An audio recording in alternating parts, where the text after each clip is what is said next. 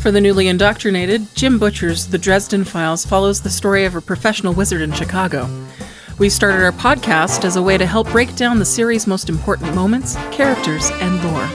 This is McAnally's Dresden Files Pubcast by Free Flow Rambling.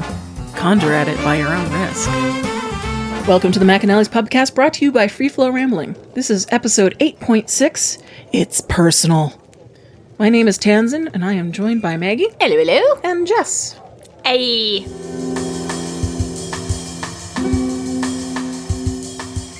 Chapter 11. Dresden is met by Detective Rudolph and Detective Sergeant John Stallings. They convince Dresden to come with them to help a friend, Micky Malone. Outside the house, Dresden finds evidence of a small violent scene.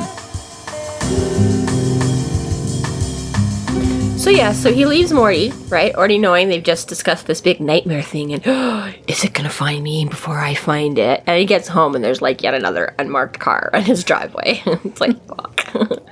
So, turns out it's a couple of detectives from SI. Oh. So we've got Rudolph and Sergeant Stallings. Sorry. He's kind of a jerk. He doesn't really like Dresden very much. So the first time, just in case you don't remember, that we met Rudy was when the Loop Guru decimated SI. He was just the new kid on the block, and they're like, here, keep an eye on Dresden for a minute while we go fight this big thing killing all our friends. They really said, Dresden, keep an eye on this kid. Yeah. Really, but they phrased it the other way for Rudy's sake, because technically Dresden wasn't supposed to be there at all. He was supposed to be, well, I guess he wasn't under arrest at that point, but either way, whichever way it went. They didn't know that he had broken into the police station. Well, they didn't know he'd broken into the police station, but that... Everyone's oh, like, that Dresden, was why are you after... wearing... No, it was after he escaped custody. Yeah. Because, he'd been arrested. Dresden, why are you wearing a janitor's outfit? Yes. Yeah. I was thinking, did he sneak in first and then get arrested for Delaney's involvement afterwards? But no, it was the other way around. Yeah. So, technically, yes. Rudy was supposed to be keeping tabs on Dresden and having him in custody. Yeah, found the Snoopy doll. They took the Snoopy doll to make... But yeah, exactly, right. So that's where we first met him. So Rudy had a very rude awakening to the supernatural world. Very traumatic. First time being confronted with this stuff, and it's like a big serious baddie. No easing him into it. So again, his mind basically went into shutdown, and this didn't really happen. I don't know what it was. And then... The normal human explained it away. Exactly, right? So, and then he's mad at him because... I think he said because he was involved a couple months ago in whatever raid they'd just done as well, and... He chickened out and ran. So, yeah, so it's one of those, blaming Dresden for, it's like every time you show up, I don't look good. I am inept and it's your fault. Yeah, so rather than blaming, the scary Loop Guru or, demon summoning bad guys, whatever, because that stuff's not real. So it's obviously all Dresden's fault. Harry's easier to bully. Yeah, exactly. So not a big fan of each other. Here's my spoiler. I do remember some things, and I remember that Rudolph is the biggest piece of shit ever. Spoiler. Yeah, we don't really like Rudy. He's not, He has no patience or tact. He simply tells Dresden to get in the car without asking nicely, or telling him why. But fortunately, John is there to be a civil human being. Yeah, because he's Tell like... us everything you know about John, Mom. What, am I under arrest? And he's like, just get in the car. It's like, we don't actually know all that much about John. Other than he's a pretty stand-up guy. He's been there for a while as well, and he eventually more or less replaces Carmichael as Murphy's partner. Sure does. And then eventually he is also replaced by Rollins. But that's all way down the line and can be extra content. Why are you laughing at me like that? I'm not. You had a dossier on Rudolph. I want to know what you know about the rest of these guys. Oh. Yeah, well, that's because they give us a bit more, because they just have to tell us how much of an asshole Rudy is. So they've picked out, Stallings. Average asshole. Talk about him. Yeah, exactly. He makes it so easy to hate him. Right off the bat. He really, Yeah, he's like the anti-Michael. Like, you just love Michael right from the get-go and want everything about Michael. And, like, Rudy, just the first time, you're like, there's an odor about him. You're just like, I'm not gonna like this guy. Right. And every time you meet him again, you're like, yeah, nope, I like him less. Yeah, so Rudolph, again, is like your preppy, dandy boy kind of too. He's good-looking and clean-cut and full of himself, whereas Stallings is like a bad haircut and kind of like some dark, but he's like the smart one, right? Like, he's got intelligent eyes, he knows what he's doing, right? So Rudy's all about the flash and bang, right? He's like, he's got to look good to cover up for all his inadequacies and shortcomings, his failings. Whereas Stallings doesn't need to. He's like, yeah, I don't care if I have $1,000 haircut or I haven't shaved this week. Like, I'm just gonna get shit done. Sheriff Stilinski versus Agent McCall. Yeah, nailed it right there. Teen Wolf reference. I got that much. And it was Teen Wolf. Beyond that, no one who listens to this podcast watches Teen Wolf. No one in this podcast watches Teen Wolf. You don't know I'm going to bring it up all the time. I can't. Actually, that doesn't work either. I was about to say, I'm like, it's Wesley Wyndham Price versus Giles, but Giles was also really... Wesley had more of a stick up his butt, but Giles was not exactly. Booth? Agent Booth? versus young Giles. Wesley Wyndham Price versus badass rocker boy Giles. Anyways, so yes. Again, just to throw out there, Harry and Rudolph are very close in age, too. Yes. They're like, they've got to be like within 2 years of each other. Probably. Oh, I never thought about it that way, too. There's that me thinking Dresden's I know, old, Harry's still a baby. Yeah. Yeah, he's maybe 28 at this point, about to be 28, give or take. But yeah, exactly, given Rudy's description and place within... Yeah, we'll turn 28 in a matter of days. Yeah, in this book. But yeah, so Rudy exactly can't be that much further behind where Dresden is. Yeah, no, that's all. So they're just gonna say, they're like, yeah, so Rudy's getting all like, please get in the car, and Dresden's like, fuck you, and Stallings is like, it's Murphy wants you, it's... Children. Yeah, basically. Basically, he's like, it's, Malone. Micky Malone, and that a case is personal. Yeah, so then Harry's like, oh, okay. He just said that. Yeah. But Murphy asked for you. Fuck, lead with that, bitch. Yeah, right. But because Rudy's just such a little snot, Harry's like, fuck you, you little snot. Yeah. So yeah, so then he gets all weird and he's like, Dad, and like, you should just come see for yourself, which is like, worse. I mean, it was a yes or no question. So it's like, I mean, maybe not worse, because you can just be like, he's dead, but this is, in my world, this is not, this is almost worse than just... Oh, right. So, yeah, so he really wants to get on the Mort stuff and figure out about this nightmare thing, and he's like, I should just be like, I'm busy right now, but ultimately he's like, it's Murphy, like... She's done a lot for me. I've done some shit for her. I can't just leave her hanging. And I know Malone too, not as well. But he does. I mean, this is the thing. He considers him a friend. So. Yeah, it's like you don't see a lot of the intermix between Dresden and SI, but you get sort of short, like really it's just Murphy, but you get short snippet, right? Like he's obviously got a decent bond and working friendship with Stallings here, right? Like, yeah, okay, fine, we're not running out for beers every other night, but obviously Stallings, respects enough of what he does and things like that. And that's the things that you have to remember, that Dresden, again, the majority of his paid work comes from consulting with SI, so he does work with a lot of these. Mm-hmm. And again, it's a smaller department. He does a smaller disgraced department. You got to remember, SI is already the underdogs and the rejects, right? To a point already. Which again also brings Harry's that guys. Bond of the misfits and stuff like that. Of right. Well, so it's not that they're bad cops, but for whatever reason, if you're in SI, you know that you've been pushed to the edge. I was gonna say most of the time it's just politics. Mm-hmm. Like they think there's sometimes it's because you're a somewhat incompetent cop. A lot of times it's more just because you stepped on somebody's toes somewhere, and so this is kind of the shit posting you get, right? Well, it's nice to see that Stallings does believe in him, because up to this point, we keep seeing Dresden being disgraced in some manner or form by either Murphy not believing in him at some point, or Carmichael? No. No.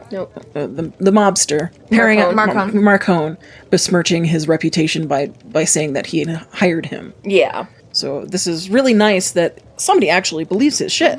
Well, yeah, that's true. Yeah, we did see he was a little bit, in good camaraderie there. In Full Moon, that was a little bit of the problem. He was kind of on the outs with a lot of the cops because they weren't sure about this Marcone rumor. They're all like, "How dare you turn on us? I thought we were friends. We worked together." Yeah, exactly. So yes, you do see that. There's been a little bit of a repair since then. Yeah, exactly. That either some of the people he was closer with didn't buy into it, or if they did, people are starting to see like, oh no, that was just Marcone bullshit, and Harry's still an alright guy. Which is actually funny to consider that, like, a couple of months ago he was arrested in that small town on the Talbot case, and then a couple days ago he was arrested for speeding through Chicago, and the cops are like, "Hey man, hey Harry, what's up again?" Like every time you get arrested and cops are just constantly like confiscating your like works with the police badge. What'd you do this time, man? It's the guy with the stick again. Literally though, like imagine like you're just constantly arresting a guy with like an FBI all access badge and you're like, "Fuck, dude." Yeah. So anyway. fuck. So he's like, all right, fine. He's like, it's Mickey and blah blah blah. So he's like, all right, let's go. So they get there. I love, before they get there, he manages to destroy Rudolph's radio on the journey.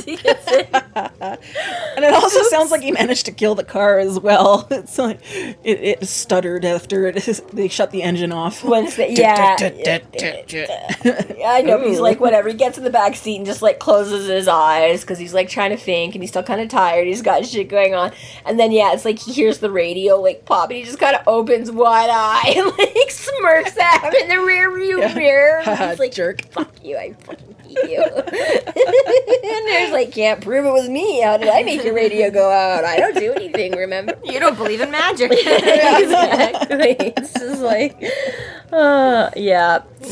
So then we get the little recap on the Loop Guru thing, and so we find out that while he was not named at the time, Mickey was one of the ones there, and he got hamstrung in it and stuff like that. So so the injuries. So he mostly healed, and then he also went along on this raid that Rudy chickened out of again. This not that long ago.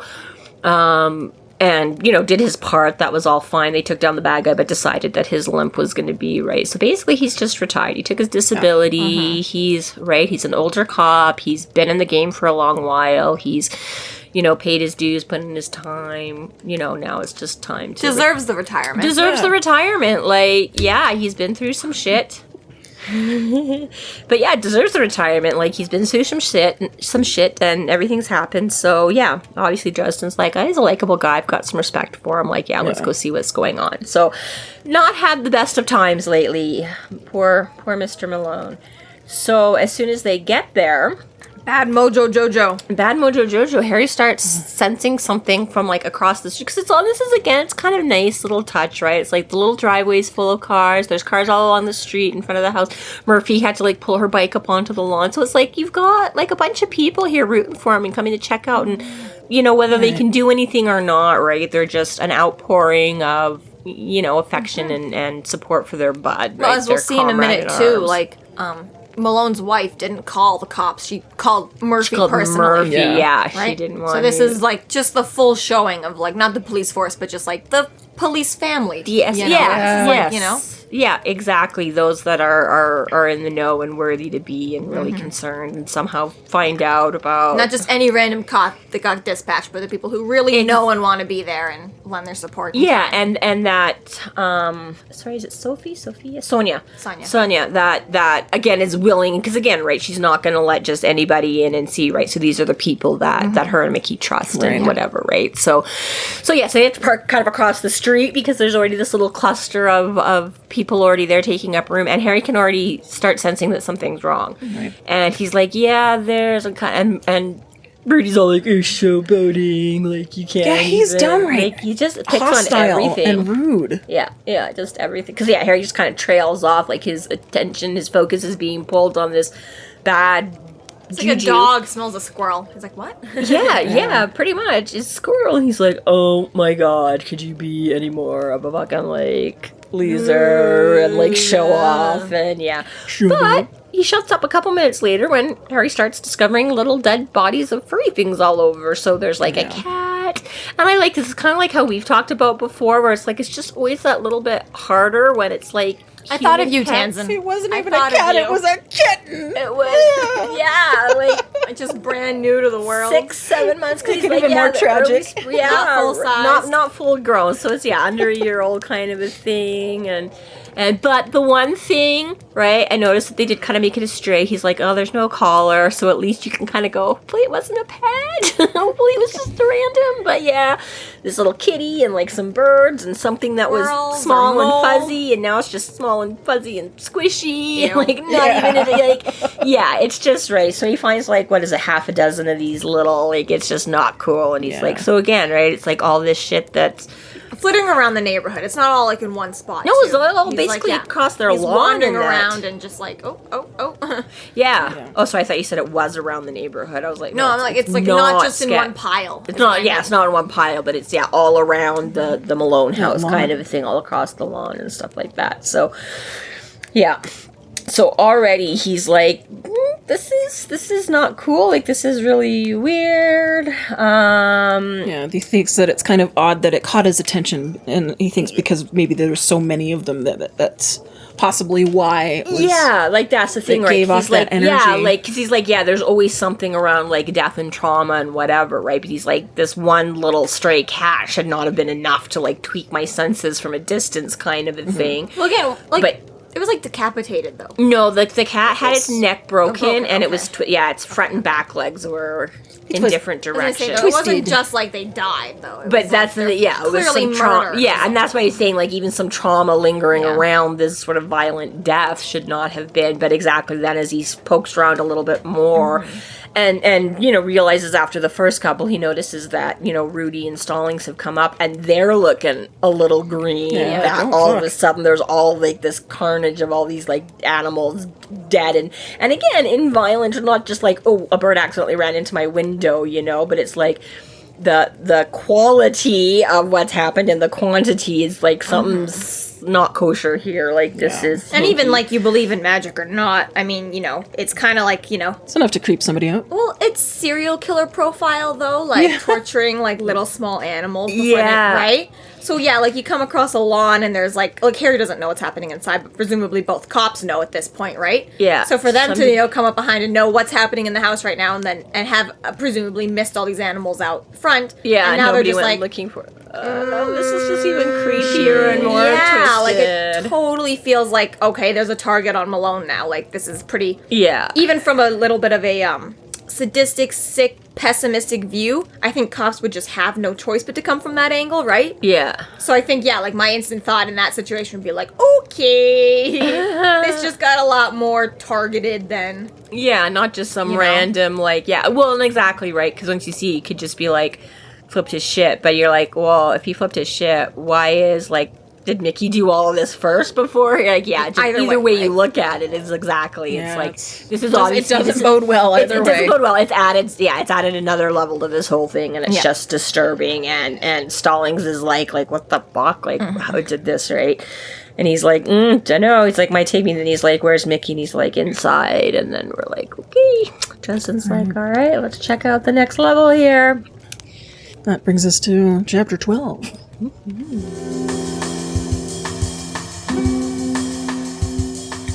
Chapter 12. Dresden waits for an invitation into the Malone house. Once he receives it, he goes to see Mickey, who seems to almost be in a possessed-like state. So he goes in, and he wants to be invited. He wants either Mickey or Mrs. Mickey to come. And again, Rudolph makes a big deal, like, oh my god. What are you, fucking Dracula? Yeah. He's like, last we checked, Dracul is still still wondering. Last we checked. But is that harken back to Butcher's research on Dracula? Yeah, well, I don't trust that guy. It's like, last we checked he was there, but I don't know now. That's why I feel like I don't trust that guy. I know. But anyways, so, so he still thinks he's being all, like, posy and, like, fancy schmancy, like, I have to be invited in, and Dresden's like, yeah, no, it's based. So Rudolph keeps trying to make a stink about it, and Rollins is like, just fucking who cares, go get her. Go get, because Stallings does, yeah, because Stallings tells Rudolph to go and get her, and because he even kind of says, he's like, well, can we, like, invite you in? He's like, yeah, no, it's not the same thing, because it's not your house, kind of a thing, right? And he adds a nice little notation here about how, because they're all, like, friends and stuff like that they all sort of have an unspoken standing invitation kind of a thing, like they haven't really messed with the threshold coming in and out. But if it had been, like, a bunch of strangers, and so, coming in and out and whatever, that would have, like, you would have had enough people going back and forth that it might have disrupted it a bit. But they kind of make some, again, just keep it in the scope, keep, like, some rules, and be like, hey, this is why it matters more here and now, and so again, Rudolph is like, this is bullshit, you don't have any powers to leave behind. And Harry's like, well, you want me to help or not? This is what I need. So Stallings is finally like, yeah, go. And he quizzes him a little bit about it. To the extra point that Harry's also like, I also just don't want to be rude and come into houses. And he does say that too. He's like, I don't like going where I'm not welcome. So... I get that Murphy called me in on this, but it's not Murphy's husband, it's not Murphy's house, it's not. So I want to make sure that Mrs. Malone is okay and knows I'm here and what I'm doing. Yeah. So again, we get a little bit more behind the curtain, because, Stallings asks some questions for the audience, and we get a little more exposition, and that's cool. And I like, he's like, well, how could, he's like, well, humans get it, monsters don't. Well, how could, he's like, how do I? Like, he's like, I don't know everything, man. He's like, and Stallings is like, okay, okay, fair, sorry. Well, it goes through the difference between a home and a house, and they use a concrete example, which was Victor Sells. Yeah, as he's how he ruined his threshold. Yeah, because and why it didn't work anymore. The family vacation home, but between A being a business and B being a lot of really, really, really dark, fucked up magic. That, like, negated it and wrecked it, yeah. Well, and just fully, like Butcher really hammers in the threshold in this book. Like, we hit it. Yeah. Like, it seems like chapter after chapter after chapter, Dresden is extremely conscientious of it in this book, right? Which, to be fair, thresholds of a home, thresholds of the never-never, thresholds of life and living and death. Like, it's big in this book, right? The themes of it, but it is extremely, like... I don't want to say it's overdone, but it's just very much like, you gotta understand this We find out a lot about the threshold. Like, it's been sort of mentioned. He mentioned it with the Toad Demon and that, but here we get exactly like you're getting, like, the entire scope of it now. And you get, more background information, more of the minutiae and stuff like that, So we get some of that with... And then so Stallings throws out another, he's like, yeah, man, I never really would have believed all this stuff before coming to work for SI.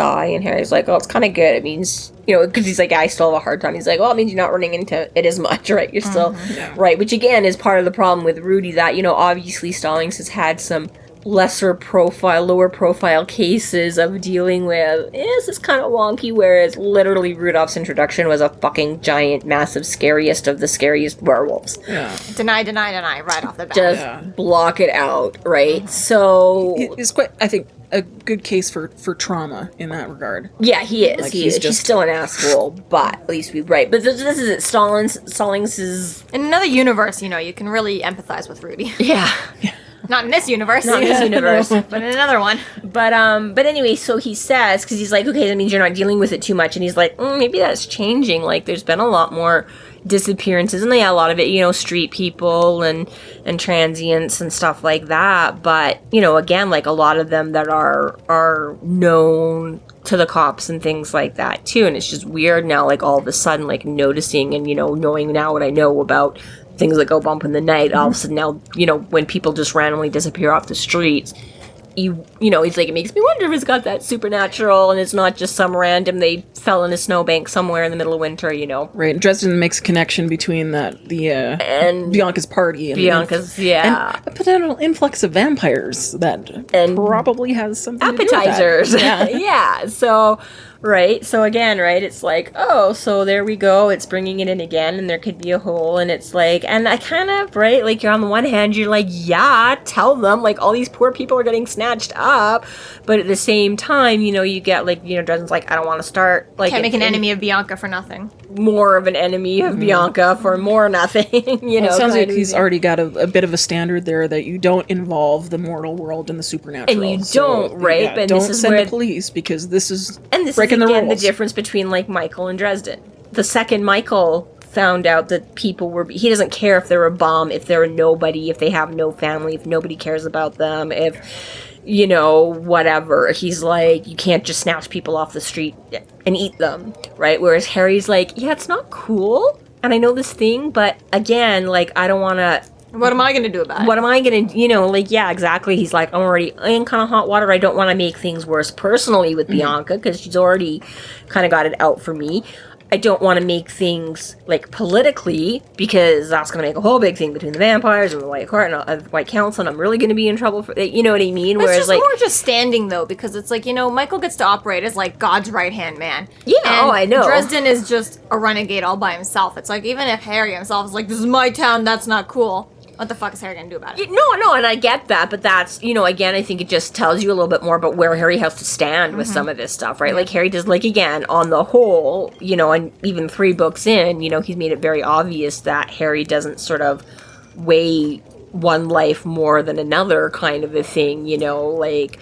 oh, losing a few people is better than, you know what I mean? He's like, no, you should save. But again, this is a case where he's like, given the circumstances of what it is, he's like, I don't really want to jump in. He's like, and again, he doesn't have the proof. It's like, it's likely this is what's going on, but... he's like, I don't know exactly. I don't want to stick the cops on and make this whole thing. And, you know, if it's not, then I've jumped the gun and made a problem. And if it is, then I've jumped the gun and made a worse problem. And, but yeah, again, he kind of brushes it off, though. And he's like, you know, like 7 figures worth of people disappear in America every year. Like, he, like, kind of talks himself out of it, too. He's like, I don't know. Well, yeah, right. But again, I think that's just, again, Harry's, you know, definitely my good guy, and I'm behind Harry and all 4. But again, it's just a little bit of that dichotomy, right? Whereas, like, Michael is just all about the black and white and the truth of it, and Harry's, this is him wandering in some grays again. He's like, it's like... it's an easier life to live black and white. Yeah. It's like, I don't really want these bums to go missing, but, So anyways, so Mrs. Malone comes to the door and makes an official invitation for Dresden to come in. Yeah, and I love how, again, like, but she's just so good at summing up people in a snapshot. It's like she comes to the door and she's like, Stallings, put that out. And he, like, immediately drops a cigarette, you know? She's like, put that disgusting thing away. Like, don't smoke near my, you know? And he's like, yes, ma'am. You know? Like, you know, we find out she's like an elementary school teacher to this. So she's very nice and polite, you know, when he comes. But she's also like, don't mess with me, you know? Like, the cops respect that and stuff, too, right? I'm like, I just love, like, you just get this sense of people very well with... small introductions. So yeah, so basically she's like, if you can help, then you're welcome into my home. Yeah. And she mentions Dresden saving Micky's life, which Dresden doesn't deny, but he doesn't agree with either. Yeah. It's got that, like, that sort of sense of guilt that he still thinks it's his fault that it happened in the first place. Yeah, still feels bad that he didn't prevent the thing from going down and how many people were killed and injured. But at the same time, yeah, it's like, well, he was only hamstrung, not killed, but he was hamstrung, and to the point where he doesn't feel comfortable continuing, you know, exactly, it's that. Well, it just shows Dresden's overdeveloped sense of responsibility and... Yes. Yeah, because she's looking at it as, like, exactly, like, but he didn't die. Like, he managed to good old guilt stop complex. it. And yeah, it's just never. And again, I mean, he's Are you sure he's not Catholic? yeah, right. True story. Have you been born, sinner? There's no way he's only known Michael for a year. There's got a lot more Catholic guilt rubbing off on him than 1 year's worth. Sorry, but sure, that's just doesn't fly with us. So Mrs. Malone brings Dresden up to the room. Yeah, she points him, right? She takes him up, and he passes, like, the living room, which has, like, a bunch of cops all sitting around. He's like, it's like a funeral, right? Because everybody's like, but exactly, right? Like, nods and acknowledges as they go by, and they kind of acknowledge him, but, like, everything just kind of goes quiet as he comes in, and he's like, yeah, basically, it's like going into, like, a funeral, which, again, does not really say a lot of good things about what I'm about to face here, but, and she can't even go all the way. She helps him upstairs and points him down the hallway, and is like, sorry, I can't. And he's like, yeah, no, fine. So he goes and, you know, taps on the door, and Murphy is looking pretty rough, and yeah, and he kind of tries to, like, oh, you look like shit, and she's like, kind of tries to lay, and she's like, yeah, I just don't even have it in me to, yeah. She doesn't play along, which he's like, oh fuck. Yeah, she makes like her like tries to smile or something, but really doesn't have. So he's like, brutal scene in here. It really is. So Micky is secured to the bed in a state of madness, and he only seems to be able to make animal noises. Cuffed to the bed. And again, with his ankles as well. Like that's Well, and they give this good because he's like, I remember him as being kind of like a jovial middle-aged man, you know, that wears like older suits but kept in good condition because his wife will like kick his ass if he spills anything on them, and you know, he's like, what I don't remember is like this manic you know, like madness the Joker in the grin. eyes, and the rictus just stretched, and for his own safety and others, he is, you know, cuffed hand and foot kind of a thing, and it's just brought so low, and that's why, you know, when Murphy's kind of telling you, so we find out that he was, you know, couldn't sleep last night, whatever, so when Sonia wakes up this morning, she's like, I'm going to let him sleep in. I don't want to disturb him. And we don't know exactly what transpires, but when he does get up, apparently pretty quickly he flips his shit and starts going after her, and she ends up locking herself in the closet with her cell phone. And I kind of like almost how that was like, you can tell it's like early days, because she's like, she locked herself in the closet, but she had a cellular with her, you know? It's like, now you wouldn't even, you know, if somebody's like, she got in the closet and phoned us, you wouldn't think twice about what that meant. But I feel like this kind of is a little bit like, this must still be when cell phones are like, not necessarily everyone had one. How did she have a phone if she's in the closet? Like, how did she phone you?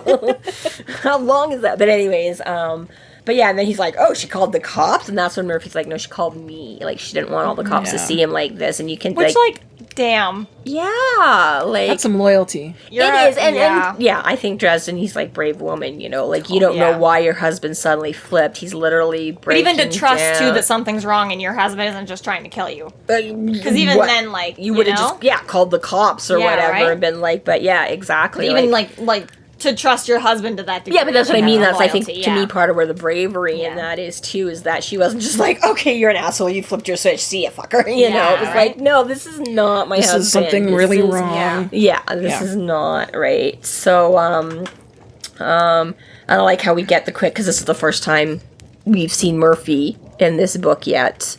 Because he was off running around with Michael and stuff like that, and Susan came and bailed him out. So we get the quick rundown of Murphy that, again, right, she doesn't look like somebody to be in charge of a police division. She doesn't look like someone that would stand there with her feet planted facing down a loup-garou, but she is. So tells us a little bit about Murphy again, right? And and also, for those of you who didn't read my first 2 books, this is what happened. Go back and read them. Yeah, exactly. Aren't you intrigued yet? All right.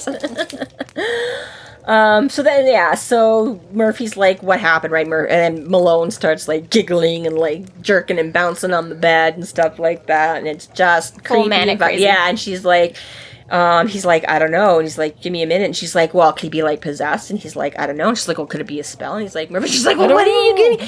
And this, I think, again, is a flip. Like, in the last book, we were like, Murphy, chill the fuck out. Like, let him figure out. He doesn't know. Like, you want answers. Like, you just told him what's going on and you want answers immediately. And here, again, it's read in the whole other way. And, like, this isn't just her being a bitch and being like, why the fuck? This is, like, it speaks, I think, to her.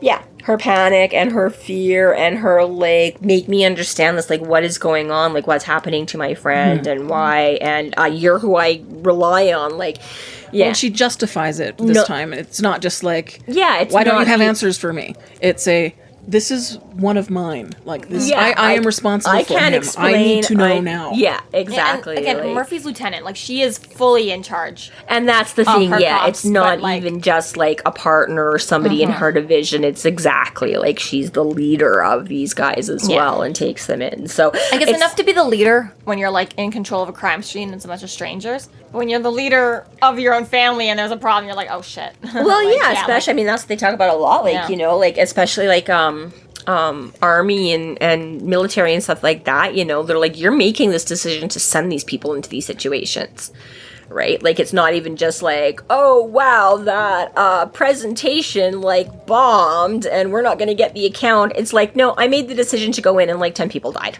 you know, or whatever, right? Like, so much more weight and responsibility that comes from all those positions, right? So we can give it, right? We can give Murphy the benefit of the doubt. We can give her the Dresden sees how that she clearly needs a break. She has been watching after and not knowing what's going on. So she sends them for go get some coffee. Yeah. So she leaves them she's alone with threatening. Micky. She's like, I swear, if you can't, right? And again, this is like, in full moon, that was all like direct threats against Dresden. You better give me answers now, and you better fix this if I find out you're involved. And this again, right, is just like it's like a place of anger versus a place of fear. Yeah, exactly. Just the helplessness in the situation. You know, she's like, you bet. He's like, yeah, Kate, take it easy. Yeah, she really doesn't like feeling out of control. Go. Yeah. No. And especially because a lot of the problems on Full Moon was kind of like Murphy bringing it onto herself too, you know? Like, not to say that she really wanted, IA on her ass or anything like that, but it was still a little bit more like, okay, Murphy, like, take responsibility. Like, you're the one who's, like, making these problems worse and worse and worse as you go on, right? Whereas this is fully out of her control and nothing that she and that's did, where she doesn't like being out of control. She does not like being unable to handle things.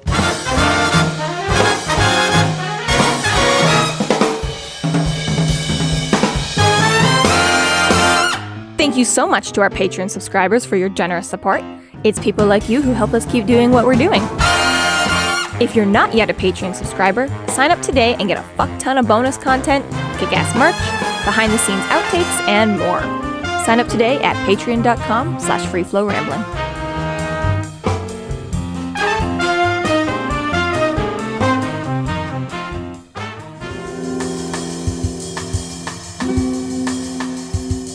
Chapter 13. Dresden uses his wizard sight to inspect Micky. He finds him ravaged in soul with a barbed wire spell wrapped around him, just like Agatha Hagglethorn. Dresden removes the spell and destroys it. So Dresden slowly inspects Micky. He's fever hot with cold, crawling energy oozing on him. Like, what a description. Like, using And he goes the cold and the hot. He goes into it, right? Where he's like, hey, Micky, it's Harry. I'm just gonna touch you because I think I can maybe figure out. What does he say, though? Because he's, like, obviously thinking, like... Quick edit in a manic laughter scream. I don't know. No. Ew, I don't like it. Okay, yeah, that's You were way too ready with that. So, yeah, okay. So, Justin's, like, talking to him, like he doesn't want to freak him out or whatever, right? She had it prepared. All right. So he's all like, hey, I'm just going to touch you so you know it's coming, and just going to see because I think I can tell if there's something wrong. And he's like, I'm not going to hurt you, so don't freak out. Like, like you can tell sort of in that last moment that you're like, oh yeah, you don't really know that he's in there, but you're just like, don't freak out, I'm going to do this. I know you're like crazy right now, not really there, but but yeah, it's just like, yeah, like you talk to like scared animals or whatever, and but yeah, please don't freak out and kill me. It's like, you're going to feel something. So he touches him, and it's no gusto. What's that? It's bad. Anyways, okay. I mean, no gusta. No bueno. No bueno. No bueno. It's no bueno. Yeah. Dresden avoids soul gazing with Micky, which is understandable. Yeah. Instead, he opts to use his wizard sight. You have to back that up 1 second, because I was just about to add something onto the whole story. Oh, yeah, sure. I read this. This is a horrible dad joke the other day, and it's like, I've taken to saying mucho to all like my Mexican friends. It really means a lot to them. Waka waka waka. No bueno.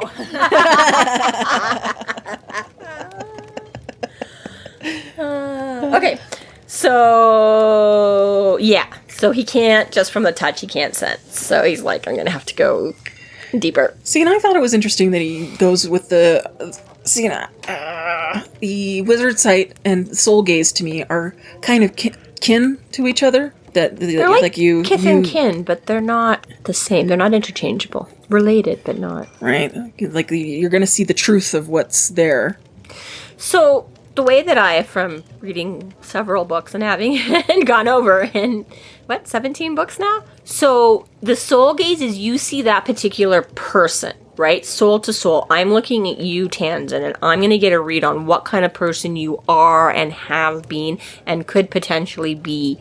And I'm always going to remember it. I'm never going to forget it. This impression of you Like your My brain, condolences. your brain and your heart and your memories and like everything Kind of that makes you up. Yeah, right. So again, going forward, some of that may change, but this impression that I got of you today, that I'm always going to remember this as I gazed on you today, and that's just you. Yeah. The sight doesn't let me go as far into who you are as an entire person, but I'm going to see all the aura and everything around you. So if I look at you with my sight, I can be like, ooh, Victor Sells, you're gross and slimy and dark magic-y. Or I can look at Tansenn and be like, oh my god, like half of it's this gorgeous aura, like she can sing like the angels, and It's inside versus outside. and kind of, but like you get, but you know, I can get and be like, she's got some black smudges around, she's not a perfect person, she hasn't done everything, but for the most part, she's kind of good, and you On know, a scale of like, 1 to 10, how insulted are you? she's right a now? natural, she's a natural ginger, so you have to bring that into account. You're like, no question there. No soul. I can see that you're, Yeah, but no you're, soul, no soul gaze. but you're,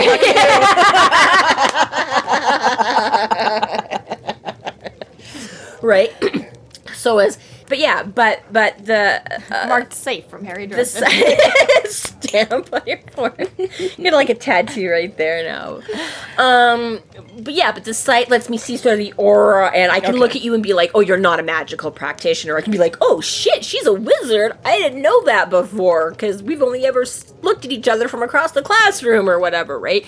And I can see, you know, the magic flowing around your apartment that is your home and your threshold and your ley lines and your... and I don't know. your familiars sense, of your yeah. right. So you can see it. That's the thing in anything and everything. Whereas a soul gaze is very person to person. That's getting right deep down inside you. Oh, okay. Whereas the sight is deeper than surface, but not as deep as a soul gaze. Okay.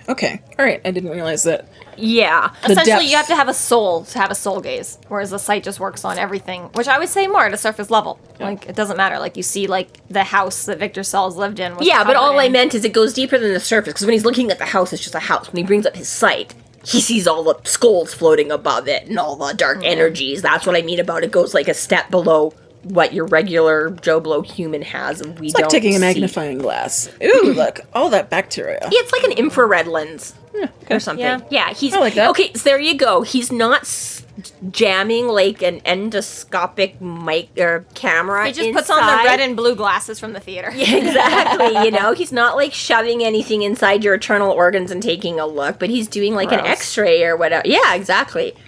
Right. So this is it. So you're just getting more of the picture, but still not. Non-invasive surgery versus invasive surgery. Right. Exactly. So at that point, that's why at that point in time, he would, if he would soul gaze with Mickey, he would go insane. Pretty much, yeah, because there's a lot more. Because At here, the very least, not like you wouldn't be looking at Mickey. So what's the point? Like, well, yeah, and exactly. So here, yeah, exactly. He's looking at the effects of what is happening to Mickey, as opposed to literally being drawn in and experiencing it with. I was gonna say, Mickey. yeah, it's like either look at what's happening to Mickey or see what's happening to Mickey and like, Yeah, be a part of Yeah. what's happening. And again, I was not that I've ever thought about it in that sense before, but I'm like, it actually probably wouldn't do a whole lot for Mickey right then too to like look at Dresden's soul or.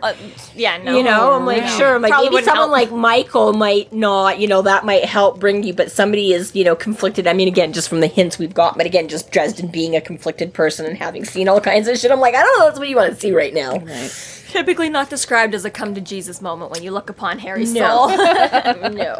Or maybe a very good reason too, I don't know. I don't know. Anyways. God works in mysterious ways.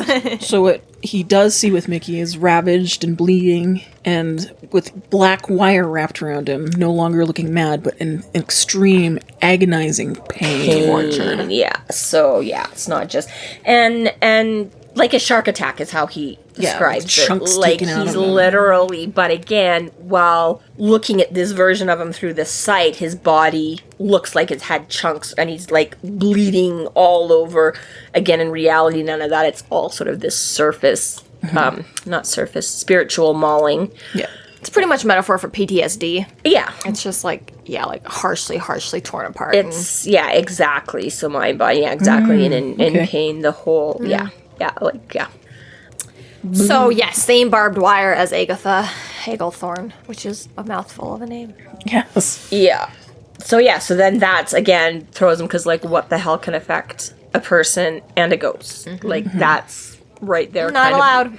It's, well, exactly, right? So, I mean, obviously Harry threw spells at her and things like that, and you can do, but I mean, again, like, with ghosts not being physical, real entities in our world, something that can touch a ghost should not be the same real physical entity, and right? It just shouldn't work the same. And Harry's like, no bueno. This is not kosher. This is a little bit fucked up too. And this is kind of where he breaks the laws of magic. Or that they are broken. What? Harry does this whole, like, you know, all magic has to be done from creation and life, and, like, everything is this. It's like Harry doesn't break any laws of magic. Well, no, like, he explains it to us that it's broken. Yes. He's like, but it's not. It came from something else, and I didn't know that was possible. Yeah. So Harry examines the barbed wire spell, and it's nothing like he's seen. It's, as you said before, it's not made with life, but it's almost like it's made with the exact opposite. And Harry is concerned about the sanity of his friend because the immense pain he's under because of this spiritual mauling. Well, yeah, exactly. And again, Harry's like, I didn't even know that you could make it with something not life and creation. Like, that doesn't go in with line of anything that I've been taught. So now he's like, new ball game. Because he's like, even the necromancer shit is still like, it still follows the same 2 + 2 that I know. And right now, this is like, you know, I don't know. 2 + 2 = 4, and now this is 2 + 2 = 5. It's still a 2 + 2. I don't know, more like, I don't know, like... 2 squared equals... Oh, fuck, I don't know. I don't know. Matt, stop bringing math into it. So, yeah. I don't know, my brain is broken. We brought up math, and I have to end now. I have to walk away from this. So, hang on, I went way too far back here. So, yes. It's like 3 squared is 9, but 4.5 plus 4.5 is also 9 or something like that. And he's like, what the fuck? There's like, no fuck. You can't square magic. It doesn't, I don't know. I don't know. I get a little bit more, but yeah. It had to be a spell, but didn't look like anything. Most magic throbbed and pulsed with light, life, and even if it was being used for malevolent purposes. Magic comes from life, from the energy of our world. That's what I'd always been taught, but the barbed wire was dull, flat, matte black. Are you out there listening, Matt? Put that into an equation, please. And he will. So, yeah. Make your students do it. Extra credit. Oh, they can be like Mr. Miller, who always found a way to, like, bring Harry Potter into, like, social studies or, like, give you guys extra, quizzes or tested by doing. So, this is it. Harry decides to pull the barbed wire from Mickey, and he manages only to have the barbed wire attack him instead. Yeah, so he did. Well, first he actually thinks he's like, the smart thing to do would be to research this and get Bob involved and tackle this sort of carefully but he's like, he's already been suffering for hours, and now that he can see how badly he's suffering, he's like, I don't want to leave him like this for like another day, and that might, you know, like, rupture his sanity altogether. Like, he's already pretty far gone with this. If I do that, there might never, right? He might never come back from it. So, yeah, so again, Harry's, like, jumping in and choosing to do, like, field surgery, you know, instead of doing the research and, you know, consulting his colleagues and he's like... Sort of like in the trenches, gotta make a decision right now. Yeah, he's like, I'm gonna jab my ballpoint into this guy's trachea and hope for the best, right? So he tries, he's like, I don't want to be doing it like this, right? He's like, fuck, I wish I had the time and whatever to, you know, so he's already like, fuck, this situation just is shittier and shittier and shittier, you know? But yeah, decides to just go in and do it. And he's like, it's gonna, so yeah, basically just starts yanking this out by hand. And it's tough. Like, that's the thing, is like, it doesn't just easily start. He's like gentle at first, and then he's just like yanking on it basically. And it does start coming free, so he keeps going. But meanwhile, it has its will of its own, trying to embed into the victim. Well, yeah, it wants to stay attached, so it's fighting him to come loose. Mickey is obviously in more, quote-unquote, physical psychic pain. Torture, too. And Harry, even, like, he says, like, he's like, his hands don't go numb, but it's like a burning cold, and it just, again, doesn't even give him the release of going, like, numb and not. It just just keeps aching and aching and burning, and so the whole thing is just hugely. And then finally gets it all the way out, and it's like, all right. And then the thing's like, whips around on him. It's like, where did my body go? Oh, look, there's one right here. So yeah. So at least he manages to like yell, and he's again still doing all of this under the sight so that he can see the spell. Yeah. And he had to pour a bunch of his will and energy into be able to properly touch and grab hold of this spell and stuff too. So he's still working some heavy duty stuff and yells when this thing suddenly like attacks him, which turns out to be a good thing because Murphy comes rushing in. She comes in the room. The door burst open. Murphy came through it.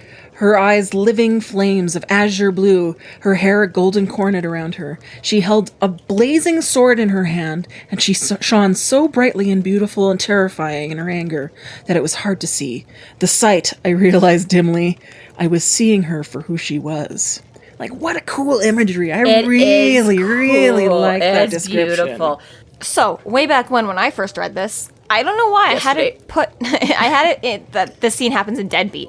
I totally forgot it was in Grave Peril. So when I was just rereading this the other day, I was like, oh shit, that came a lot earlier than I thought. Yeah. Because, this is an image that keeps with me forever through Murphy. Like, just this blazing guardian angel in all of her glory. Like, that's just who Murphy comes to be. Like, even if she might seem like a little bit of this, like, bitch earlier on. Well, it's a much of redeeming qualities. Well, she grows into it, though, in the series. Like, she really becomes less and less and less of this, force against Harry and more and more of this guardian constantly at his side, The blind trust, the faith. Yeah, right?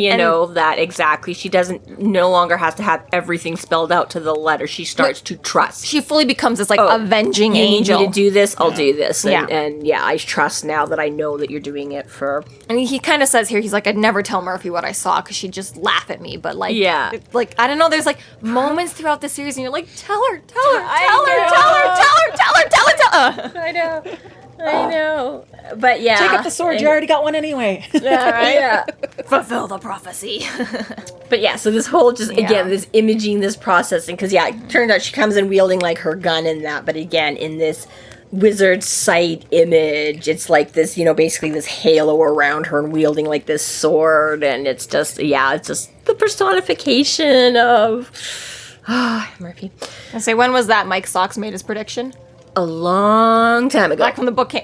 Were you guys all reading when the book first came out? No. Because I think I got into it, and then I got my sister into it, and then him, I think. Okay. So I honestly, I don't know how soon. Still, if he sort of... At least a decade or so. Probably at least. Good job. So anyways, so she just immediately comes in, she's like, so she's like, he can't see what's going on, because he's like, I'm still struggling with the wire, right? But of course, Murphy can't see it, but she just hears him yell and sees him being all weird, and she's like, Harry, what the hell? And he's like, open the window, and she's like, boom, doesn't hesitate, she just throws up the window, right? So it's like, okay, yeah, there we go. Thank God. We needed some of this last book, Murphy. Yeah. But this is a little bit where we're at. Like, she's like, all right, I called you in to help out Malone because I suspected this might be a supernatural problem, and now you're being all weird and shit, and I'm just gonna roll with it and open a window. Again, it's not like you even, but yeah, just exactly, no hesitation. He's just like, open the window, she opens it, and yeah. A year ago, we couldn't have even trusted Murphy to open a window. Yeah, wait, what do you mean? Why do you need? Don't just open it, okay, but I don't understand why. But yeah. So he manages to prod it out of him again and flings it out the window and just blasts them. Yeah, and rattling the house with it. See, this is stuff like how does Rudy explain this still? Deny. Somebody set off fireworks. There was a small gas explosion in the neighborhood at the same time. Mm-hmm. Yeah, who the fuck knows where? But I know he just stumbled himself, not the house. I know. Yeah, exactly. So at least he explains that fire purges everything, real and living spiritual world, or fire still burns in the spirit world. Yeah, it burns and purifies and that. So thankfully that is enough to get rid of that piece of barbed wire right then. Yeah. Which is too bad, because, if Rudy happened to be... could have just chucked it out the window at Rudy and solved all kinds of problems and been like, oh yeah, bitch. Jerk. I feel very confident about the decision that Harry made that changes the timelines. But, at the same time, all we technically know is that it was just one choice in Grave Peril that starts the timeline jumping. I was like, maybe it was coming to Malone's. Maybe it was. Maybe it was. So maybe what you're saying is there's really a reality where he just fucking snapped that thing onto Rudy and be like... Stephen Hawking is the one who said that there's like infinite amount of universes. So, anyway, so yeah. So, but yes, yeah, it's the little explosion from his fireball going off. It rattled some windows. It set off some car alarms. It got some dogs barking. Mickey seems to be freed now, although he's in a bad place and desperately needs recovery. Like, he's still... Yeah. Well, his soul has been ravaged. Harry spends a minute on the floor of his own maniacal giggling, and Murphy's just being like, oh, shit, what the fuck, what the fuck, what the fuck? Yeah, trying to get himself out of it, because again, he's still looking at everything through his sight. He's like, right. You know what, I could just drown in the madness. I could no longer have to worry about what's right or wrong, helping people, hurting people. He's like, I can just soak in all the terribleness and just fucking go crazy. And he's like, for a while it sounded really good, but he manages, there's still just enough. And yeah, he's doing sitting on the floor rocking, just like giggling to himself. And Tansenn? Yeah. They're coming to take me away. So, and yeah, so he finally starts really good at it. You're so fucked. So finally manages Tansenn's gonna come through my window in the middle of the night. Oh, you can too. I will call you and just laugh. It'll be like the phone call at the beginning of this book or something like that. Hello? Soon, Jessica. Soon. You know, like the scariest sound in movies is like the creaking seesaw. The swings. My stairs creak a lot. All I have to do is just go. Shuffle, shuffle, shuffle. Creak, creak, creak. Just hold the phone down by your feet as you like crawl up the stairs or something. I'm gonna hit every spot that You grows. crawl with all four hands. It's extra creepy. So you can hit them all. Four limbs. Oh my gosh. Rambling what? So yeah, Flapper fleur. Oh my god. Glavin. No, Tansenn's literally the only one who ever has to say it. So I don't need to know how to pronounce it. Yeah, I guess you guys don't have to say it, do you? I don't ever have to say it. For flapper fleur.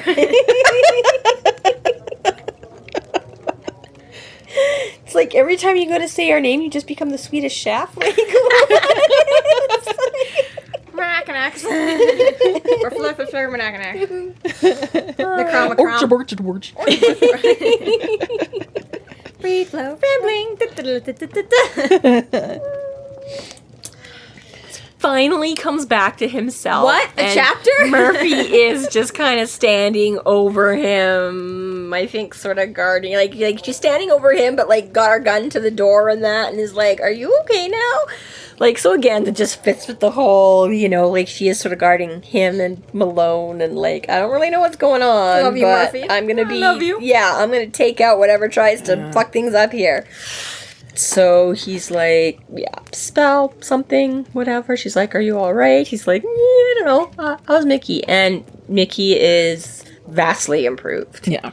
He's calm. He's no longer grinning maniacally. He's not making weird noises. Like, he's calm. He's exhausted. Like, she can tell, right? And so she goes over and she's like, hey, and he's like, Murph, and he's like, where's Sonia, and you're like, oh, so she's like, yeah, I'll get him, and he's like, oh, my wrists hurt, and she kind of checks with Dresden, and he's like, yeah, it should be, right, like, the spell was just what was making it crazy and act fucked up or whatever, right, so she does, and I mean, like, you could only imagine, I mean, Dresden's a little disoriented, he went into the site for a few minutes and saw this spell and removed it.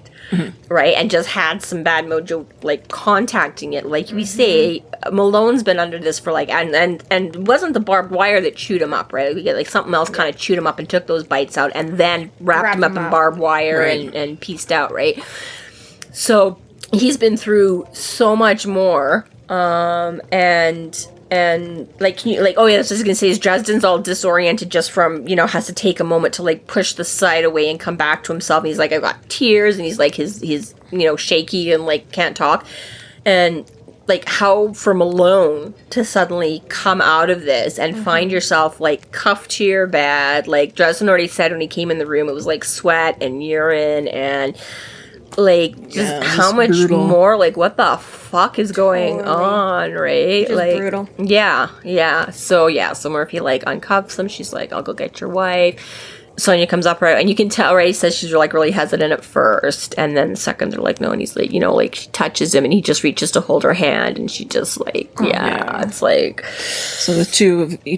They decide to leave them just to give them their privacy. Yeah, let them be. And Dresden tells Murphy about what he calls the nightmare. Yeah. I like, too, he's like, I've been calling it the nightmare. I'm like, no, Mortimer called it the nightmare. You even called it shit. Yeah, right? He's like, it's like, for the last 3 hours, I've been calling it the nightmare. Because that sounded so much cooler than what the fuck is this thing that I've been saying. Yeah. And two tease each other a bit, and Murphy asks what he saw when she first came in, and he won't tell her of his guardian angel. Yeah, she's vision. like, you looked at me kind of weird. What was up with that? He's like, nah, you wouldn't believe me. Here, you'd laugh in my face or something if I told you. So she's like, okay. And she actually lets it slide. She's like, all right. But yeah, I like how he kind of says, he's like, yeah, I don't mind hanging on to that one. He's like, that one I'll keep. But yeah, even some of the, like, explains it, like, his emotional pain and stuff like that. Because he tries to tell her, he's like, something tore him up, like inside. And Murphy's all like, what do you mean? And he's like, it's like emotional pain and things like that, right? Tries to give her some. So again, just that trauma again of, you know, and again, like, she's still doesn't quite get it, but she's just like, how do we kill it? Yeah. It's like, Dresden vows to find the nightmare and to destroy it. yeah. Oh, so yeah, he's gonna find. So Murphy again offers. She's like, if I can help, and then so he sends her off to go find. Like, I love how they get back to some of that. Like, again, in the beginning, like, they couldn't Give me a sandwich, woman. Well, yeah, and then she's like, well, you should eat more bean paw. You're like, okay, here's them coming back. Here's them, like, you know, just a few moments ago when he first showed up, he kind of tried to get a little of that going. Like, you look like shit, Murphy, and she couldn't even summon, right? So now you're like, okay, this is both of them, easing back, and, like, that she goes to let, like, all the rest of the cops and stuff that are all, like, waiting around and stuff like that, right? Let them know that, like, shit's better now, right? So, yeah, so he has that moment. This is really fucking bad. But, I guess I gotta go find it before it finds me. This concludes our episode 8.6, It's Personal. Thank you for listening. You can find us online at freeflowrambling.com and McAnally's.ca. There we have links to our other podcasts, social media, and other fun tidbits. Please subscribe if you like what you're hearing, and please consider supporting us through Patreon to keep the magic alive and to see more content. We are Free Flow Rambling. Conjure by it at your own risk.